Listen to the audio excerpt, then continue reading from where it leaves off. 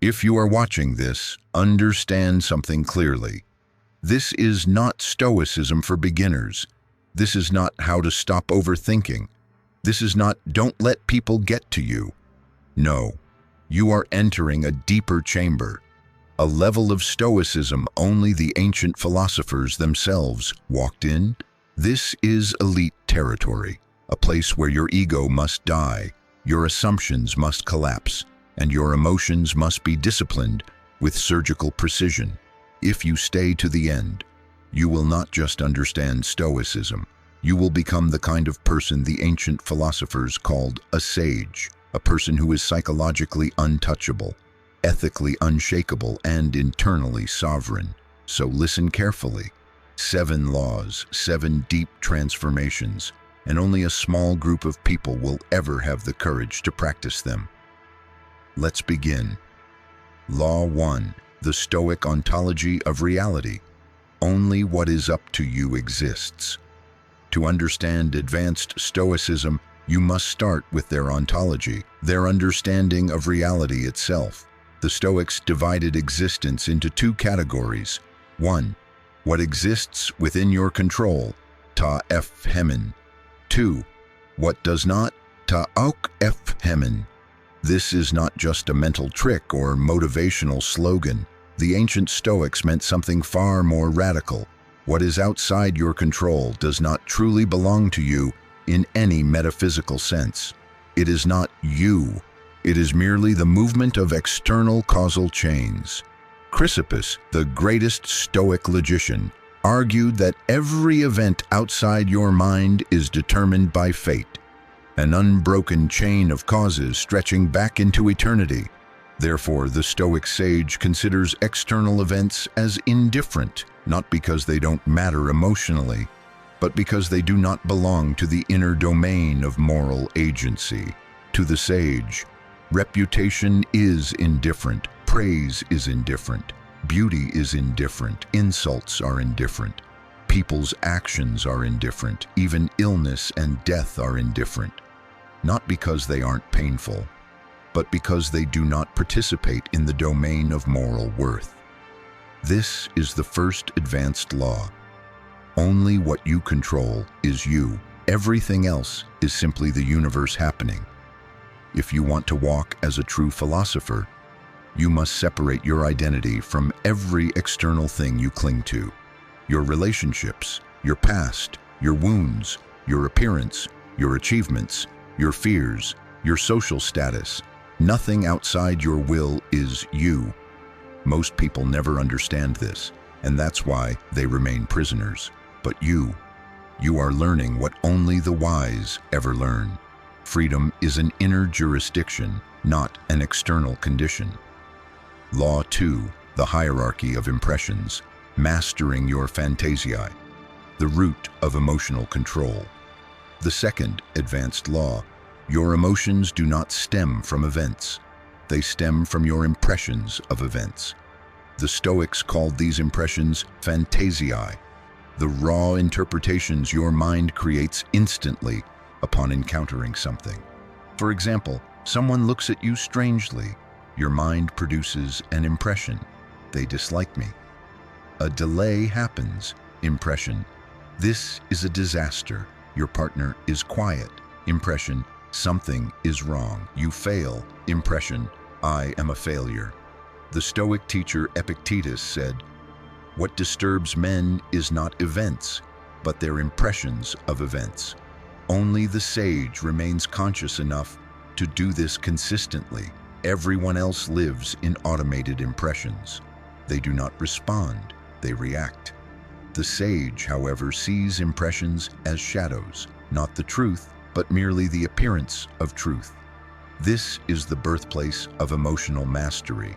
Law 3, the unity of logic, ethics, and physics, the foundation of the Stoic sage. To the Stoics, philosophy was a living organism with 3 inseparable parts. 1. Logic, the discipline of thinking correctly. 2. Ethics, the discipline of living correctly. 3. Physics, the discipline of understanding the universe correctly. You cannot be a true Stoic without mastering all 3. The modern world only teaches ethics. Don't react, be calm, stay detached. But ancient Stoicism was far deeper.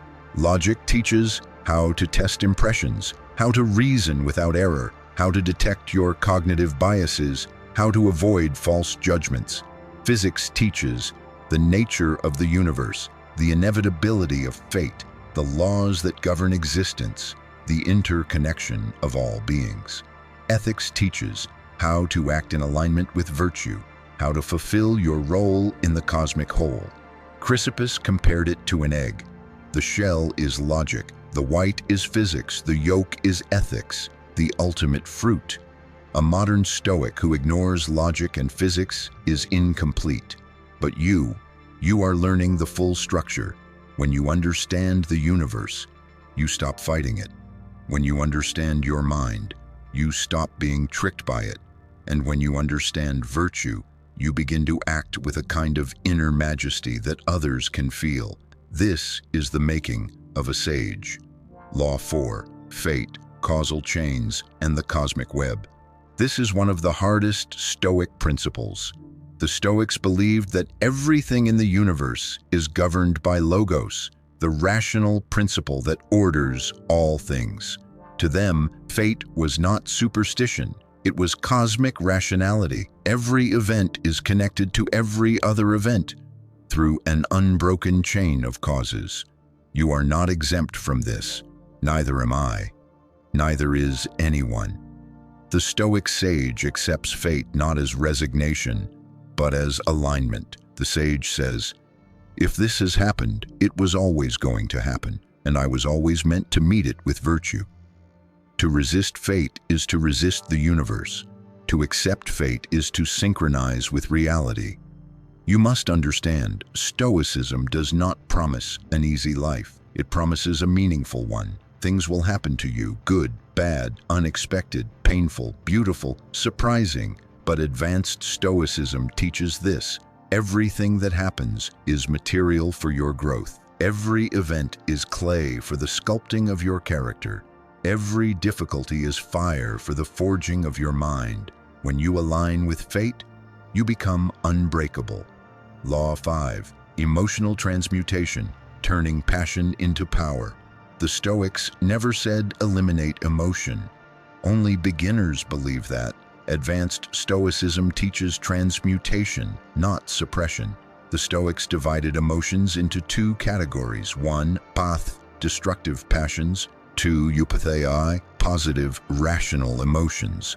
A sage does not feel rage, jealousy, panic, greed, obsession, despair, because these emotions come from false judgments. Instead, the sage feels rational caution, disciplined desire, principled aversion, deep goodwill, calm joy, acceptance, and inner strength.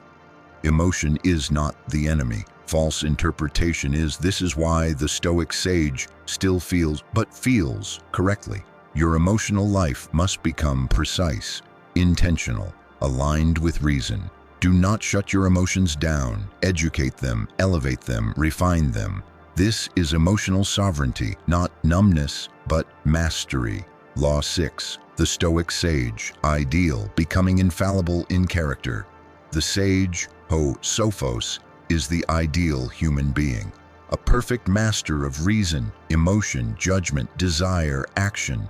He or she is unshakable because the sage has purified all false beliefs. According to ancient Stoicism, the sage possesses a mind without contradiction. Everything they think aligns with reality, a heart without dependency. No emotion overrides reason, a will without weakness. Every action flows from virtue, a soul without fragmentation. No part of them fights another. Chrysippus even argued that the sage is rarer than the phoenix. But Stoicism is not about achieving perfection.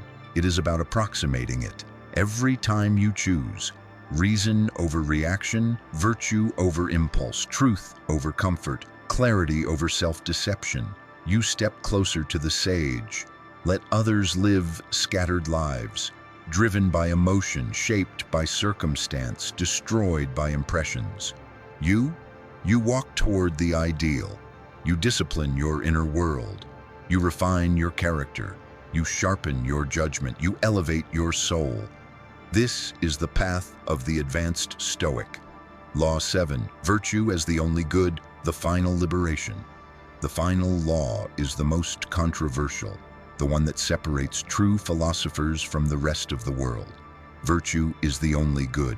Vice is the only evil. Everything else is indifferent, not less important, not unhelpful, but metaphysically indifferent, because only virtue belongs to your will. Everything else belongs to fate. So the Stoic Sage says, poverty cannot harm me, wealth cannot improve me, praise does not elevate me, insults do not diminish me, success does not define me, failure does not ruin me. Only my choices determine my moral worth. Nothing else. This is the final liberation. This is the part where many people turn back, because they want Stoicism to give them confidence, popularity, peace, and emotional upgrades. But advanced Stoicism is different. It demands something deeper. Become unmovable in your pursuit of virtue, and everything else will fall into place. Whether the world loves you or hates you, whether fate lifts you or crushes you, whether people see your greatness or ignore it, none of it changes who you are internally. Only your choices do. This is the life of the advanced Stoic. Not easy, not comfortable, but powerful, pure, sovereign, and very few will ever walk it. The universe is rational. Your task is simple. Live in harmony with it. If you're still here, then you are not meant for the shallow path. You are meant for mastery. Welcome to the level where philosophers are forged, where inner freedom is real, where the mind becomes untouchable.